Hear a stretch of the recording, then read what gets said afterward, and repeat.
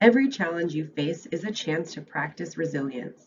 And when you're resilient, you can learn to be better for yourself and your team.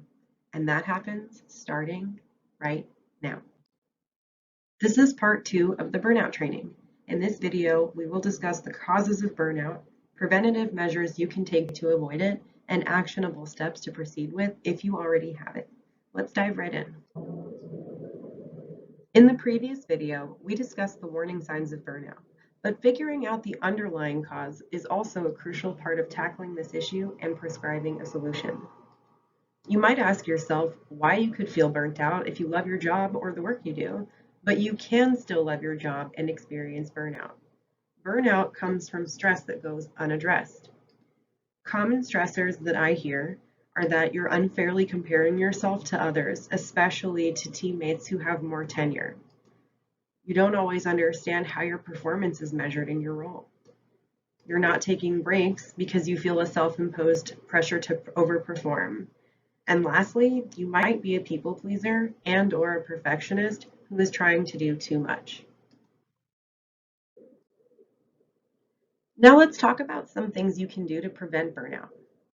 The first and most important thing you can do is take breaks. These are not optional, they are a must. The work will still be there when you return. Think about it. No race car has ever made it across the finish line with an empty gas tank. Bodybuilders, Olympians, and professional athletes don't really make gains during practice. It's all about the recovery and refuel. A real break includes stepping away from your workspace and changing your focus to something else. You can also speak up and talk with your lead or your manager or your horizontal expert to make sure you have the support that you need.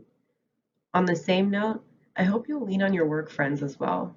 Learn about their best practices and how they sustain energy, and leverage your team meetings to discuss stressors that someone else might also be experiencing. You're not alone in this.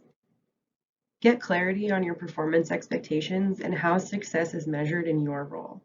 It's important to know exactly where you stand today and how you can get to where you want to be in the future. Remember, effort is king. Finally, align your mental focus with things that are within your control. Try to limit negative self-talk and talk to your lead or manager or horizontal expert to build a mental escape plan if you're ever freaking out. Sometimes we need to reground ourselves in order to get clarity.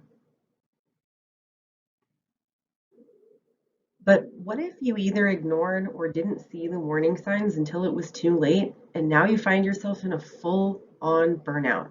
You probably feel overwhelmed or stuck, but hope is not lost. The first step is to address the stress. The next step is to take action. We will give a specific example of how to do this on the next slide. Remember, burnout is temporary as long as you do something about it. You have the choice to keep ignoring it and let it get worse, or you can act like an owner and take responsibility.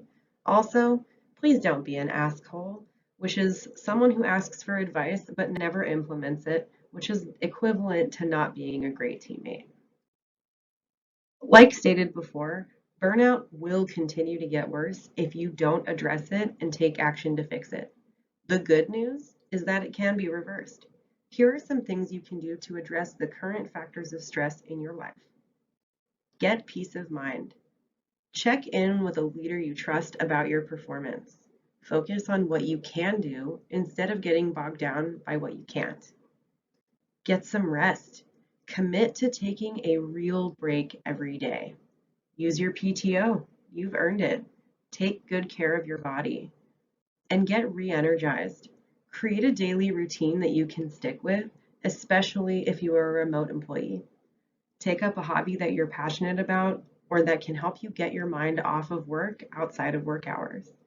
Spend quality time with friends and family in order to get more of a work-life balance. Now, I would like to make a commitment to you and ask for you to make a commitment in return.